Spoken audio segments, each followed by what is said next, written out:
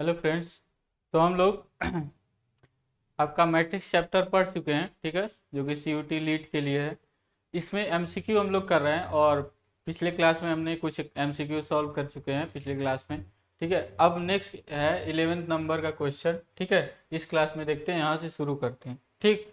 तो यहाँ से शुरू करते हैं, ये क्वेश्चन सॉल्व करते हैं। तो लिखा है एक मैट्रिक्स है ए बराबर lambda one minus lambda, then for what value of lambda A square is equal to zero. यानी किस लेमडा की किस वैल्यू के लिए ए स्क्वायर क्या है, जीरो है। तो यानी आपको करना क्या है, ए स्क्वायर आप निकालिए और उसको क्या करिए, जीरो के बराबर करिए, नल मैट्रिक्स के बराबर करिए, ठीक है। A square is equal to actually होना चाहिए नल मैट्रिक्स यानी ओ, ठीक है ना। तो उसको बराबर करिए, फिर बताइए लेमडा का क्या मान होगा, ठीक है। तो उसके लिए आपको क्या करना, पहले ए स्क्वायर निकालना है। ए स्क्वायर निकालने के लिए हमको क्या करना पड़ेगा, ए इंटू ए। तो लेमडा वन माइनस लेमडा, फिर यहाँ पे लेमडा वन माइनस लेमडा, इसको करते हैं फिर। तो जैसा कि हमने पिछले क्लास में देखा, इतने सारे मल्टीप्लिकेशन किए हैं, केवल मल्टीप्लिकेशन ही तो था पिछले क्लास में, ठीक है ना। केवल मल्टीप्लिकेशन। तो इस मल्टीप्लिकेशन को करते हैं। तो आप अब करना सीख गए होंगे, ठीक है। लेमडा लेमडा यहाँ पर लेमडा स्क्वायर होगा और वन का माइनस वन में -1 होगा, फिर यहाँ से करेंगे तो माइनस लेमडा होगा और फिर इसका क्या हो जाएगा, यहाँ से प्लस लेमडा हो जाएगा, ठीक। उसके बाद इसके बाद इसका फिर इसमें करेंगे तो यहाँ पे लेमडा हो जाएगा, फिर माइनस लेमडा हो जाएगा। फिर यहाँ से करेंगे तो ये हो जाएगा -1 और ये हो जाएगा minus minus plus lambda square, ठीक है। यानी कि ए स्क्वायर आपका मिल गया finally lambda square -1 0 0 lambda square -1, ठीक है ना। और इसको कह रहा है कि A square is equal to for what value of lambda square is equal to null matrix. तो A square is equal to null matrix का मतलब ये हो गया कि आपका ए स्क्वायर यानी कि लेमडा स्क्वायर -1 0 0 लेमडा स्क्वायर -1 बराबर है नल मैट्रिक्स के। और नल मैट्रिक्स को हम क्या लिख सकते हैं, 0 0 0 0, ठीक है। तो यानी करस्पॉन्डिंग एलिमेंट क्या है, आपस में बराबर है। तो करस्पॉन्डिंग एलिमेंट क्या हो गया, lambda square -1 is equal to 0 दोनों केसेज में, ठीक है। तो lambda square is equal to हो गया 1, तो लेमडा हो गया +-1, क्योंकि हम जानते हैं कि lambda square is equal to 1 है। तो लेमडा का मान या तो -1 रखिए या +1 रखिए, स्क्वायर करेंगे तो 1 आएगा। या फिर हम ऐसे भी आप करते होंगे कि lambda square is equal to 1 है तो इसको हम कहते हैं +-√1 यानी +-1। बात ये हुई कि आप अगर -1 भी रखते हैं ना यहाँ पे तो स्क्वायर करेंगे तो 1 आएगा, अगर आप +1 भी रखते हैं तो स्क्वायर करेंगे तो 1 आएगा। तो दोनों सेटिस्फाई होंगे, इसीलिए यहाँ पे बोला जाता है +-1। तो आपका जो ऑप्शन जो भी है +-1 वाला ऑप्शन बी वो करेक्ट है, ठीक है। ऑप्शन बी आपका क्या है, करेक्ट है। नेक्स्ट क्वेश्चन पे बढ़ते हैं।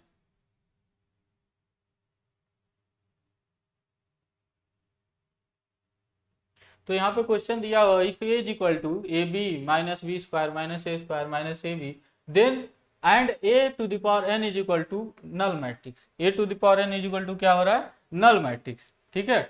नल मैट्रिक्स यानी O then minimum value of n is, यानी एन के किस वैल्यू के लिए ये नल मैट्रिक्स हो जाए। तो सबसे पहले हमको पता ही है कि ए टू द पावर एन निकालने के लिए सबसे पहले हमको ए स्क्वायर निकालना होता है। ए स्क्वायर का मतलब ए इंटू ए, तो ए इंटू ए करते हैं, ए बी बी स्क्वायर हम लोग देख चुके हैं बहुत पहले से, ये सब बहुत लगा चुके हैं, अभी तक जितने भी क्वेश्चन आए सब यही हो रहे हैं, ठीक है ना। तो कुछ क्वेश्चन अभी आपके लिए छोड़ देंगे हम, जो आपको करने होंगे अपने मन से।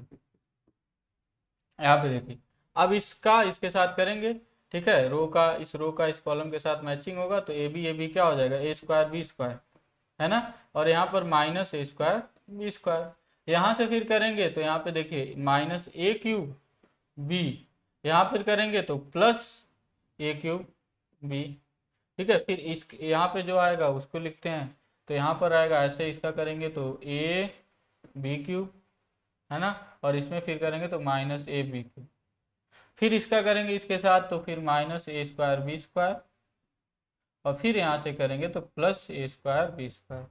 तो क्या आ गया, सब तो जीरो तो आ गया। आपको क्या देखने को मिल रहा है, A square minus B square zero, एक b³ माइनस a/b³ जीरो, यहाँ पर भी जीरो, यहाँ पर भी जीरो। यानी कहने का क्या मतलब हुआ, n इज इक्वल टू 2 के लिए ये क्या हो गया, नल मैट्रिक्स हो गया, यानी n इज इक्वल टू 2 सही है, यानी ए स्क्वायर ही निकाला और नल मैट्रिक्स आ गया, यानी n इज इक्वल टू क्या होगा 2 होगा। ठीक है, चलिए अब नेक्स्ट क्वेश्चन देखते हैं।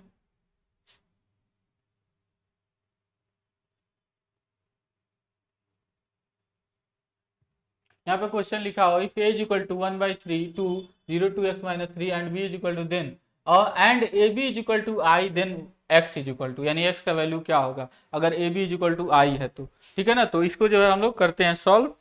A B is equal to I को पहले ए बी निकालते हैं और उसको बराबर करते हैं आई के, तो ए बी यहाँ पे लिखते हैं हम, ए बी हो गया आपका 1/3 2 0 2 x माइनस 3 और ए हो गया ये और ये बी हो गया, तो ये हो गया ए बी और ये बराबर है आई के, आई मतलब 1 0 0 1। ठीक है ना, अब यहीं से आपको निकालना है एक्स की वैल्यू, तो अब निकालेंगे, पहले मल्टीप्लाई करेंगे इन दोनों का, तो 1/3 का इसमें करेंगे रो कॉलम, तो 1/3 इंटू 3 1 हो गया और 2 का 0 में 0 हो गया, फिर इसका इसके साथ करेंगे तो यहाँ पे हो गया 0 और इसके साथ फिर हो गया 0, है ना 0 0, फिर इसके साथ करेंगे अब तो यहाँ पे आएगा 1/3 इंटू 6 यानी 2 और फिर यहाँ पे हो गया -2, फिर इसके साथ जब करेंगे तो यहाँ पे हो गया 6 इंटू 0 0 और ये हो गया -2x और +3 इज इक्वल टू क्या हो गया 1 0 0 1। ये इसका जब इसके साथ आप करेंगे तो 0 का 6 में होगा और इसका इसमें होगा, तो माइनस के साथ होगा तो -2x और ये -3 माइनस माइनस क्या हो जाएगा प्लस, तो ये हो गया, यानी कि आपको मिला क्या, यहाँ से देखिए 1 0 0 -2x +3 1 0 0 1, यानी कि करस्पॉन्डिंग एलिमेंट बराबर होने चाहिए क्योंकि बीच में बराबर का साइन है, बीच में क्या इक्वल का साइन है, तो यानी ये जो होगा इसके बराबर होगा, ये 0 तो 0 के बराबर 1 1 के बराबर ये, तो यहाँ से हमारा ये मतलब निकला कि -2x +3 इज इक्वल टू 1 के होगा, तो यहाँ से -2x इज इक्वल टू -2 हो गया, x इज इक्वल टू क्या हो गया +1, तो ऑप्शन बी आपका क्या है करेक्ट आंसर है। ठीक है, नेक्स्ट क्वेश्चन पर चलते हैं। तो नेक्स्ट क्वेश्चन जो है आपके सामने यहाँ पर है और ये क्वेश्चन हम जो है सॉल्व नहीं करेंगे, आपको करना है। ठीक है, हम बता देते हैं, देखिए तो आप मल्टीप्लाई तभी कर सकते हैं, देखिए क्या करना है आपको, ए और इतना दिया बी इतना दिया तो देन ए बी निकालना है, तो ये जानिए आप यहाँ पे वैसे भी अगर नहीं करेंगे तब भी आप बता सकते हैं कैसे, देखिए इसका ऑर्डर क्या है 1/3 है और इसका ऑर्डर क्या है 3/3 है, तो जो आपका फाइनल आंसर क्या आएगा, देखिए मैच मल्टीप्लाई होने के लिए ए बी निकालने के लिए ए का नंबर ऑफ कॉलम्स और बी के नंबर ऑफ रोज बराबर होने चाहिए, तो बराबर तो हो गया, और जो फाइनल आंसर आएगा इतना बाई इतना का आता है, यानी 1/3 का आपका फाइनल आंसर आएगा, तो 1/3 कौन सा है यही तो है, तो यही आंसर होगा, आपको लगाने की जरूरत नहीं, आप डायरेक्टली, क्योंकि और कोई मैट्रिक्स 1/3 का है ही नहीं, तो कौन सा होगा 1/3 यही होगा, तो ए बी हो गया आपका 1/3, तो आप डायरेक्टली ऐसे भी कर सकते हैं। ठीक है, लेकिन और भी अगर मैट्रिक्स होते 1/3 तब आपको निकालना होता। ठीक है, तो यहाँ पे लग गया वैसे ही, लेकिन आप एक बार हम कहेंगे कि आप एक बार लगा के इसको चेक करिए मल्टीप्लाई करके कि यही आ रहा है ना। अब देखिए नेक्स्ट क्वेश्चन देखते हैं। नेक्स्ट क्वेश्चन दिया if A is equal to this and B is equal to this, यानी ए बराबर है, यहाँ पे बराबर है मिस्टेक, ठीक है, देन ए बी इज, ठीक है, तो देन ए बी इज, तो आप फिर से अब इसको जो है आपको करना होगा। ठीक है, आप ए बी निकालिए। ठीक है, अगर जो है पूरा जो है डायगोनल और डायगोनल एलिमेंट डायगोनल मैट्रिक्स आपको बताए हैं, डायगोनल में क्या होगा, बस जो लीडिंग डायगोनल के होंगे, पहले तो देखिए, पहले तो ये 3/3 का मैट्रिक्स है, ध्यान से देखिएगा, पहले तो ये 3/3 का, ये भी कितने का है 3/3 का है। ठीक है ना, तो आपका मल्टीप्लीकेशन होगा तो ये बराबर होने चाहिए, तो बराबर है, और जो फाइनल आंसर आएगा वो 3/3, यानी ए बी कितने का आएगा 3/3 का, यानी ये क्या है स्क्वायर मैट्रिक्स है, तो वो स्क्वायर मैट्रिक्स नल मैट्रिक्स भी हो सकता है, यूनिट मैट्रिक्स भी होता है, डायगोनल मैट्रिक्स भी हो सकता है, कोई भी नहीं हो सकता। तो डायगोनल मैट्रिक्स तब होगा जब क्या हो, ये सभी जीरो हो और ये कुछ नंबर हो, मतलब 3 2 -1 कुछ ऐसा। ठीक है, ये भी जीरो और ये भी जीरो, और अगर स्क्वायर मैट्रिक्स होगा वही नल मैट्रिक्स होगा तो सभी एलिमेंट 0 होंगे, और यूनिट मैट्रिक्स होगा तो यही डायगोनल वाले एलिमेंट क्या हो जाएंगे 1 1 1 हो जाएंगे। ठीक है, तो यही डायगोनल वाले एलिमेंट क्या हो जाएंगे 1 1 1 हो जाएंगे। तो आपको पता है ए बी निकालिए, ए बी जिसके अकॉर्डिंग आएगा आप पढ़ चुके हैं, हम बता चुके हैं डायगोनल मैट्रिक्स किसे कहते हैं, नल मैट्रिक्स किसे कहते हैं, यूनिट मैट्रिक्स किसे कहते हैं, और अगर तीनों में से नहीं आया तो नन ऑफ दीज हो जाएगा। ठीक है, तो ये क्वेश्चन हम आपके लिए छोड़ते हैं। अब ये देखिए अगला क्वेश्चन, नेक्स्ट क्वेश्चन, अब यहाँ से आपका हो गया प्रॉपर्टी बेस्ड क्वेश्चन आने शुरू हो गए। जो हम इतने प्रॉपर्टीज जो पढ़ाए थे उनका जो है अब यहाँ पे यूज होगा बहुत अच्छे से। ठीक है, तो यहाँ पे देखिए एक क्या दिया है, डायगोनल मैट्रिक्स दिया हुआ है। ठीक है, एक डायगोनल मैट्रिक्स ऐसे दिया हुआ है, तो हम क्या बताए थे आपको, याद करिए ए इज इक्वल टू दिस, ये तो बीच में इक्वल छूट गया है फिर से। ठीक है, इसको ध्यान देंगे, ए इज इक्वल टू दिस है, ए बराबर इतना अगर है, ठीक है, देन कह रहा ए टू द पावर 5 क्या होगा। तो हम आपको बताए थे कि अगर एक देखिए डायगोनल मैट्रिक्स को ऐसे भी रिप्रेजेंट करते हैं उसके डायगोनल एलिमेंट्स के द्वारा। ठीक है, एक n बाई n का अगर डायगोनल मैट्रिक्स है तो ऐसे भी लिखते हैं। तो हम कहते हैं कि अगर a के पावर n आपको निकालना है या a के पावर k निकालना है तो आप क्या करिए, जो डायगोनल के एलिमेंट है उन्हीं के पावर क्या कर दीजिए, उतना लगा दीजिए, आपका क्या आ जाएगा, आंसर आ जाएगा। तो यहाँ पे a टू द पावर 5 हमको करने की जरूरत नहीं है। ठीक है ना, a टू द पावर 5 करने की जरूरत नहीं है। हम करेंगे क्या, यहाँ पे a is equal to A to the power अगर 5 हमको निकालना है तो डायगोनल यानी 2 टू द पावर यहाँ पे 5 कर देंगे, यहाँ पे 0 0 0 2 टू द पावर 5 0 0 0, ये प्रॉपर्टी बताए हैं। ठीक है ना, ये सब प्रॉपर्टी आपको याद रहेगा तो आप आसानी से जल्दी से क्वेश्चन कर लेंगे। तो यहाँ से क्या मिल जाएगा हमको, 2 टू द पावर 5 कितना हो जाता है 32 हो जाता है, ये हो जाता है 0 0, ये हो गया फिर 32 0 0 0 32। अब इनमें कॉमन क्या है, एक्चुअली आपको बताना है ए के टर्म में। देखिए तो यहाँ से क्या कर देंगे, 16 कॉमन ले लेंगे, 16 बाहर ले लेंगे तो यहाँ पे 2 बचेगा 0 0। ठीक है, 0 2 0 0 0 2 बचा, ये बचा ना।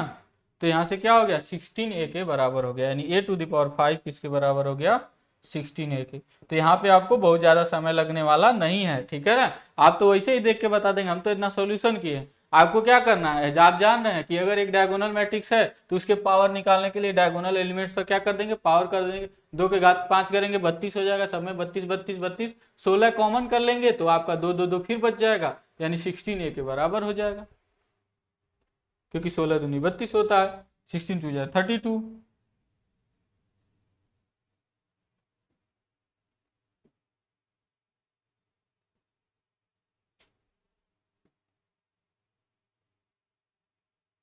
अठारह नंबर क्वेश्चन,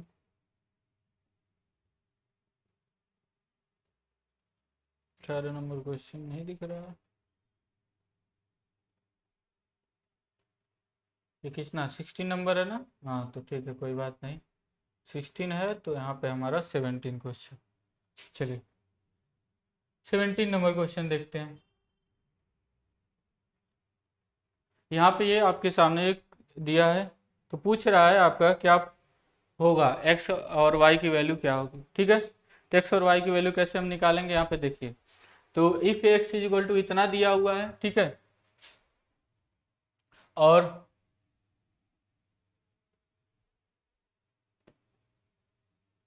यहाँ पे तो x 0 1 y -2 ऐसे दिया हुआ है और इज इक्वल टू इतना, देन पूछ रहा है x इज इक्वल टू क्या होगा, y इज इक्वल टू क्या होगा। तो हम जान रहे हैं यहाँ पे 2 मैट्रिसेज ऐड हुए हैं, ऐड करना है तो ऐड करिए, तो ऐड करिए, x में 2 ऐड करेंगे तो क्या होगा, x में 2 ऐड करेंगे तो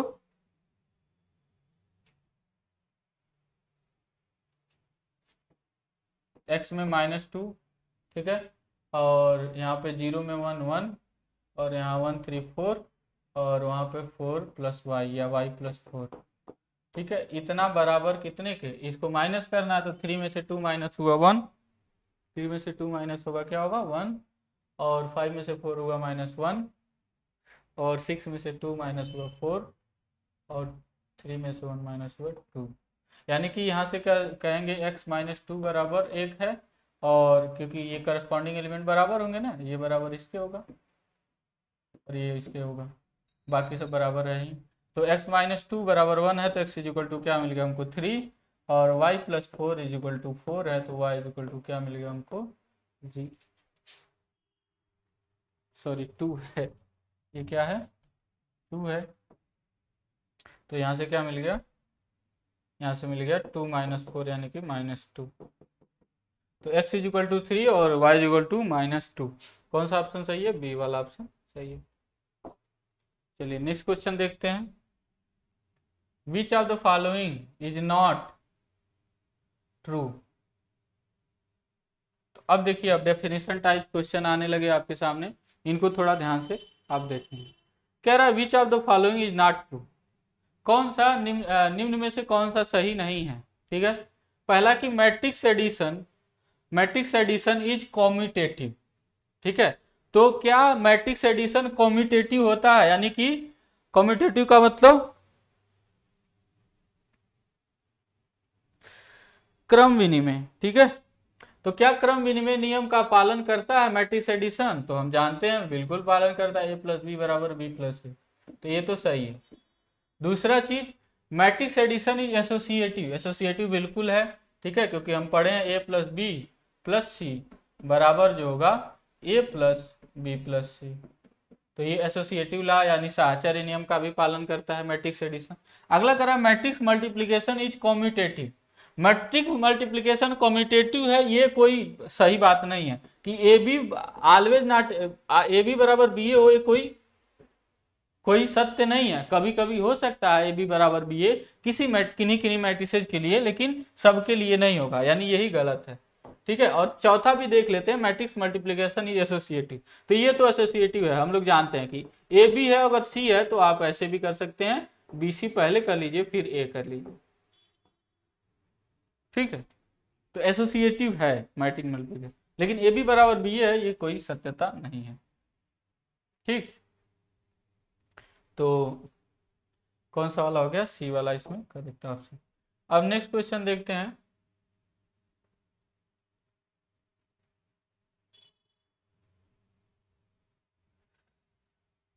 तो यहाँ पे देखिए लिखा a is equal to this, b is equal to this, c is equal to this, then कह रहा which of the following is defined.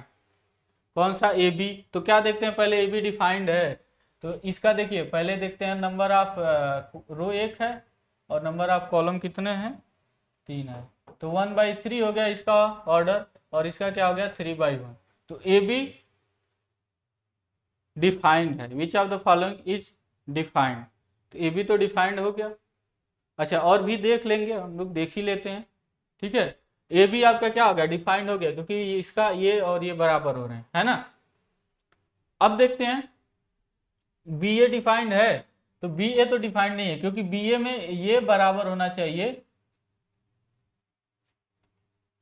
Then which of the following is not defined होना चाहिए, कहीं पे क्वेश्चन में mistake हो रहा है। 1 मिनट, हम जो है एक बार क्रॉस चेक कर लेते हैं। ठीक है, थोड़ा सा आप लोग वेट करेंगे, क्योंकि मुझे तो बी ए भी लग रहा है कि बी ए क्या हो गया 3/1, सही तो है, बी ए भी तो हो जाएगा।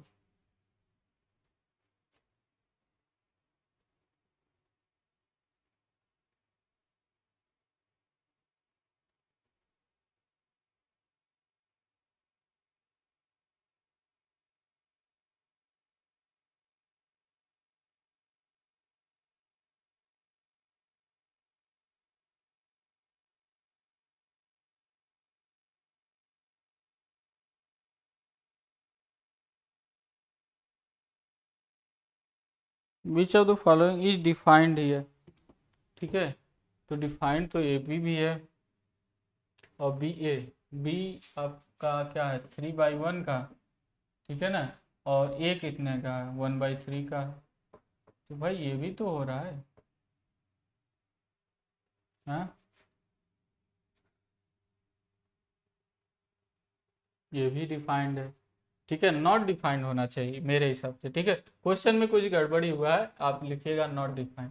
ठीक है, क्योंकि ए बी डिफाइंड है, बी ए भी डिफाइंड हो गया। ठीक है, अब ये देख लेते हैं A B into C defined है क्या, तो ए बी जो आएगा आपका 1/1 का आएगा। ए बी आपका क्या आएगा, जब आप ए बी करेंगे तो ये तो मिक्स हो गए, बचा क्या 1/1 का होगा, 1/1 का होगा, तो सी कितना है, सी आपका है 2/1 का, तो ये तो नहीं डिफाइंड है। ठीक है ना, ये नहीं डिफाइंड है। ठीक है, और फिर फिर देखते हैं ये वाला, देखते हैं ए सी इंटू बी। ए सी क्या डिफाइंड है? ए सी भी नहीं डिफाइंड है, ए सी इंटू बी। ठीक है, तो कहीं पे यहाँ पे थोड़ा सा मिस्टेक हो रहा है, ठीक है, ऑप्शन चूज करने में, क्योंकि यहाँ पे दोनों ऑप्शन सही हो रहे हैं, ए बी और बी ए। ठीक है, तो आप कह सकते हैं ए बी मान के चलिए, ठीक है, बी ए का कुछ थोड़ा सा क्वेश्चन ये वो है, क्या बोलते हैं, थोड़ा सा ये दोनों ऑप्शन सही है, ए बी और बी ए। तो ऐसे क्वेश्चन भी आपको एग्जाम में मिलेंगे जहाँ पे दोनों ऑप्शन सही होंगे। तो ऐसे में क्या होता है, सबको पूरे नंबर दिए जाते हैं।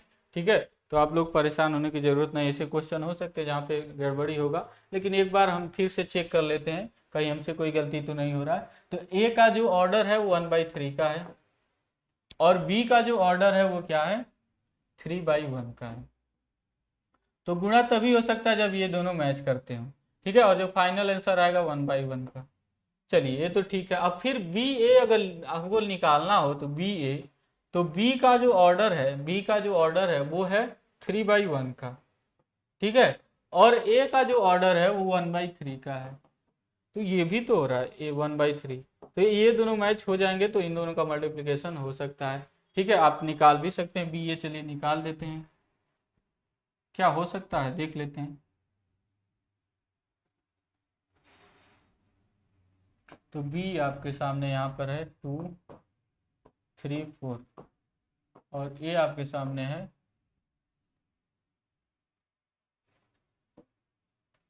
1 2 3। तो जब इसके साथ, इस रो के साथ इस कॉलम को मैच कराएंगे तो बस एक ही है 2। हो तो रहा, मल्टीप्लिकेशन होगा भी, 3 का 1 के साथ फिर 3, 4 का 1 के साथ फिर 4, हो तो रहा है। ठीक है ना, तो दो यहाँ पे क्या है, ऐसा क्वेश्चन है जो विवादित है। ठीक है, चलिए अब देखते हैं नेक्स्ट।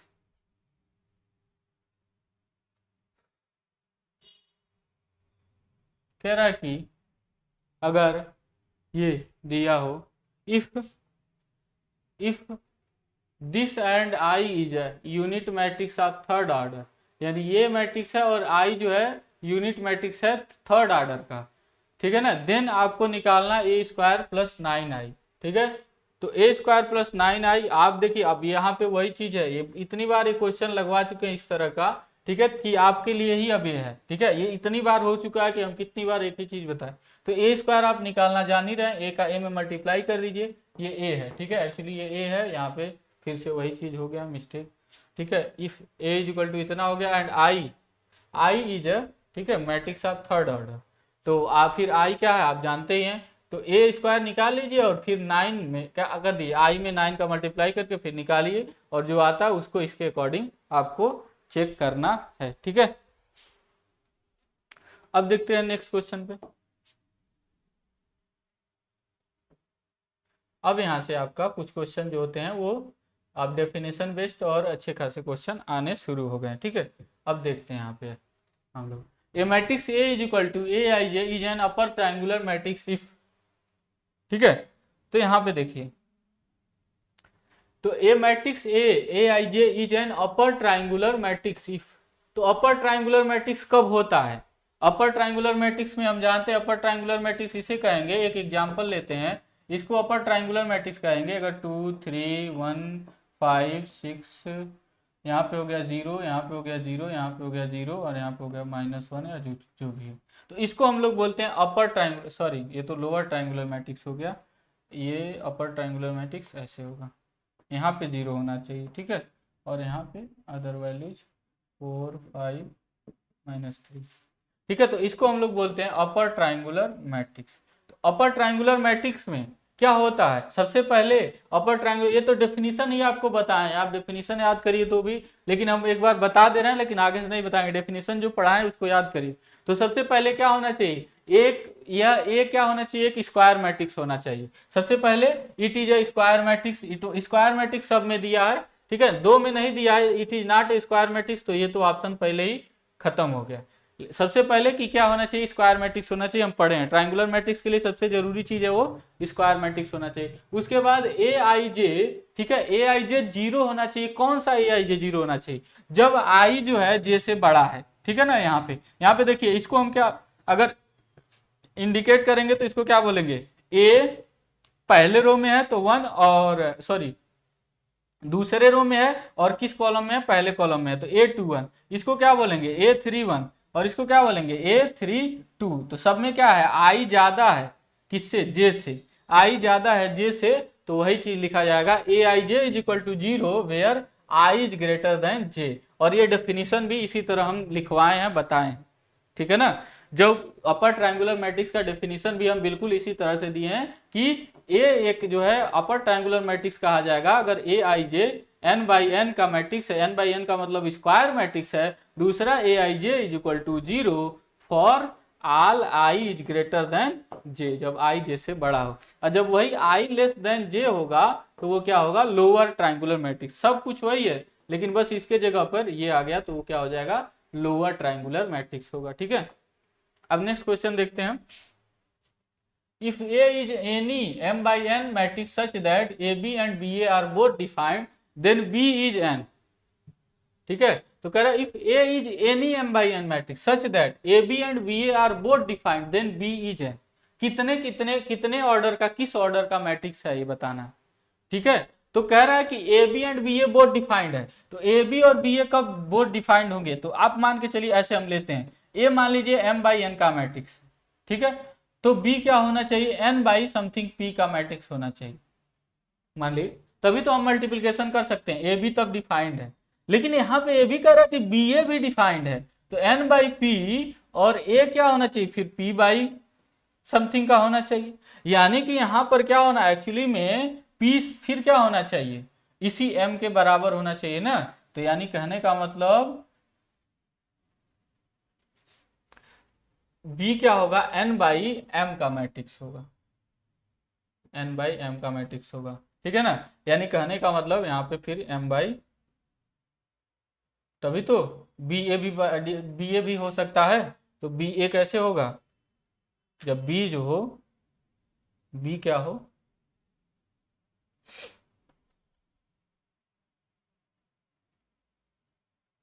BA तभी आप निकाल सकते हैं और n। तो इसका मतलब ये हो गया कि ये जो है मैट्रिक्स एक्चुअली में स्क्वायर मैट्रिक्स दोनों होने चाहिए। एक बार देखिए B बाई एन, तो यहाँ पे क्या है आपका, यहाँ से क्या होना चाहिए फिर ये m के बराबर होना चाहिए, तभी तो BA आप कह सकते हैं। यानी B जो होगा अगर n बाई m का मैट्रिक्स होगा, n बाई m का मैट्रिक्स होगा तभी तो A m बाई n, तभी तो आप कर सकते हैं मल्टीप्लाई। तो देखिए जब BA करना होगा तो आपका BA भी हो जाएगा और A भी करना होगा तो A भी हो जाएगा, दोनों मल्टीप्लिकेशन हो सकता है। यानी कहने का मतलब क्या होगा जो B होगा वो n बाई m का मैट्रिक्स होगा, यानी कि बी वाला ऑप्शन सही है, n बाई m का मैट्रिक्स होना चाहिए। तो यहाँ से आपको ऐसे करके देखना है, ठीक है। फिर अगला क्वेश्चन कह रहा है, अब देखिए ये आ गया एलिमेंट्री ट्रांसफॉर्मेशन के आधार पे आपका क्वेश्चन आ गया, ठीक है। अब आप हम जानते नहीं कि ये इधर मल्टीप्लाई है तो इधर जाके डिवाइड हो जाएगा, डिवीजन वगैरह हमको पता नहीं है कि ये रूल फॉलो भी होता है कि नहीं फॉलो होता है, ठीक है। इसमें तो आपको करना क्या है, आपको यहाँ पे करना है the matrix A satisfies the equation. देखिए एक क्वेश्चन में हम माइनस कर दिए हैं, तो जैसे मान लीजिए ए स्क्वायर प्लस ए है और हमको क्या करना है कोई चीज माइनस करना है बी, तो दोनों पक्ष में आप माइनस कर देंगे तो हो जाएगा, उससे कोई दिक्कत है नहीं, ठीक है ना। तो यहाँ पर अगर कोई एक्स था तो यहाँ पे माइनस बी कर दिया, तो अगर मान लीजिए ये कहने का मतलब ए ही था, ए ही माइनस करना है, तो ए में से ए माइनस करेंगे तो नल मैट्रिक्स हो जाएगा और उसमें से फिर ए माइनस कर लीजिए इस वाले में से। तो एक क्वेश्चन में हम ऐसे क्या किए इधर भेज के पक्षांतर कर दिए थे, यानी इसको हम ऐसे लिख दिए थे एक्चुअली में ए स्क्वायर माइनस प्लस ए था और यहाँ पर बी था, तो हमने ऐसे कर दिया था कि A square is equal to B minus C.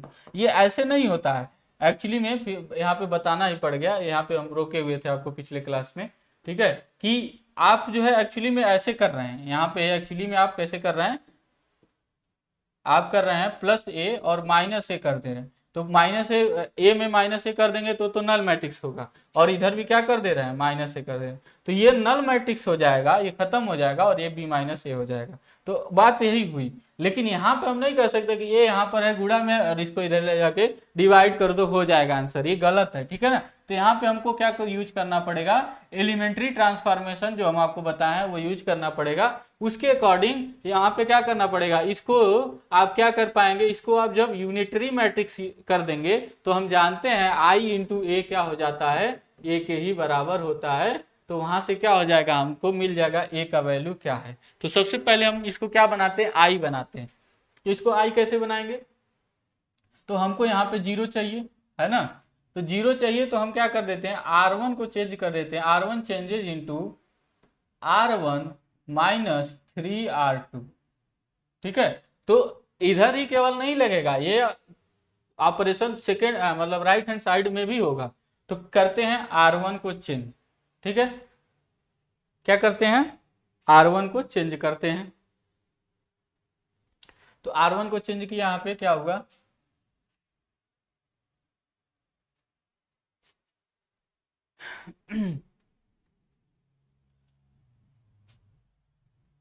R1 minus 3R2, तो इसमें गुणा कराइए 3 का, तो 3 का जीरो में कराएंगे तो क्या हो जाएगा, जीरो, और एक में से जीरो घटाएंगे क्या हो जाएगा, एक ही हो जाएगा, ठीक है। लेकिन यहाँ पे देखिए 3 और इसमें गुणा कराना है 3 का, तो 3 का गुणा करेंगे 3 में से 3 घटाएंगे क्या आ जाएगा, जीरो। लेकिन R2 तो चेंज हो नहीं रहा, केवल R1 चेंज हो रहा है, तो चेंज हो गया, R2 को वैसे ही लिख देंगे 0 1 इंटू ए, और इधर करेंगे फिर से वह यही ऑपरेशन इधर भी होगा। तो R1 चेंजेज इंटू, तो यहाँ पे फिर क्या हो गया, R1 माइनस 3R2, तो एक में से 3 गुणे जीरो यानी कि क्या हो गया, एक ही हुआ। फिर एक में से 3 गुणे इतना, तो एक में से घटाना है आपको, क्या करना है, -3 होगा ना, तो 3 1 4 हो जाएगा, क्योंकि माइनस है, माइनस माइनस क्या हो जाएगा, प्लस हो जाएगा, ठीक है। और यहाँ पे ये R2 चेंज नहीं हो रहा, तो ये हो जाएगा, और ये हो गया हमारा I, हो गया ना, I इंटू ए 140 - 1, यानी कि यहाँ से आंसर हो गया I इंटू ए के ही बराबर होता है 140 - 1, ठीक है। तो 140 - 1 यानी ऑप्शन सी करेक्ट है, ठीक है ना। कौन सा सही है, ऑप्शन सी आपका क्या है, करेक्ट है, ठीक है। ऑप्शन सी आपका क्या है, करेक्ट है, ठीक है। चलिए अब नेक्स्ट क्वेश्चन पे बढ़ते हैं, सही है। अब क्वेश्चन नेक्स्ट देखते हैं, इफ ए इज अ, क्या लिखा जा रहा है, if A is A square matrix such that A transpose is equal to I और A transpose A equal A, then A is, ठीक है। तो ये आपको बताए नहीं थे, एक्चुअली में आपका होता है ये आर्थोगोनल मैट्रिक्स। आर्थोगोनल मैट्रिक्स का डेफिनेशन होता है, और आर्थोगोनल मैट्रिक्स आपके सिलेबस में है नहीं, ठीक है। फिर भी हम, क्योंकि इसके ऑब्जेक्टिव क्वेश्चन बनते हैं बहुत ज्यादा, तो हम कहें कि ये क्वेश्चन आ रहा है तो इसको डाल ही देते हैं, कम से कम आपको पता तो रहेगा कि आर्थोगोनल होता क्या, ठीक है। तो अगर आपका एक मैट्रिक्स है और उसका ट्रांसपोज, ट्रांसपोज जानते हैं आप, परिवर्त यानी रो को कॉलम में, कॉलम को रो में चेंज करना होता है। तो उसका अगर उसके उसके ट्रांसपोज में अगर हम मल्टीप्लाई कर दे आई के बराबर आ जाए, और उसका ट्रांसपोज पहले रख के फिर उसमें मल्टीप्लाई करें और आई के बराबर आ जाए, तो उसको हम बोलते हैं, इस ए को बोलते हैं, तब ए को बोलते हैं आर्थोगोनल मैट्रिक्स, ठीक है। तो ये क्या होगा, आर्थोगोनल मैट्रिक्स होगा।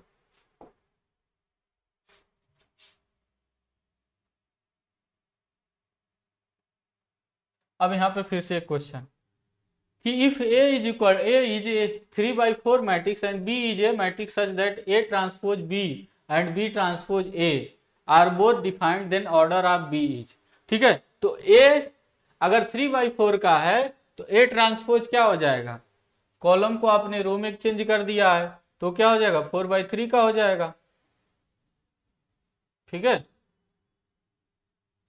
ट्रांसपोज का मतलब क्या है, जैसे यहाँ पे 2 3 1, मान लीजिए ऐसे लिखा हो, और 4 3 1 2, तो ट्रांसपोज का मतलब कॉलम को रो में चेंज कर दिया, तो यानी रो और कॉलम क्या हो जाएगा, चेंज हो जाएगा। ट्रांसपोज मतलब डैश, जो आपको बताए हैं, डैश, जो डैश लिखा होता है वही टी भी है, ठीक है। तो कह रहा है if A is 3/4 matrix and B is matrix such that A transpose B and B transpose A are both defined, then order of B is. तो ए ट्रांसपोज का क्या हो जाएगा ऑर्डर, यहाँ पे देखिए ए ट्रांसपोज का ऑर्डर हो जाएगा 3/4, सॉरी 4/3, क्या हो जाएगा 4/3, ठीक है 4/3 हो जाएगा। और b क्या है,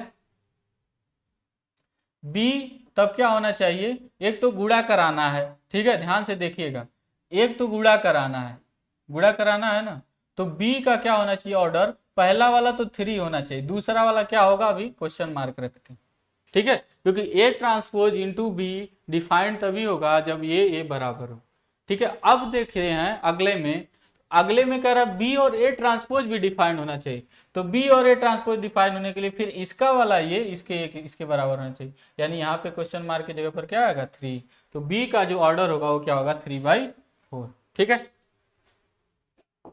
अब देखते हैं नेक्स्ट क्वेश्चन।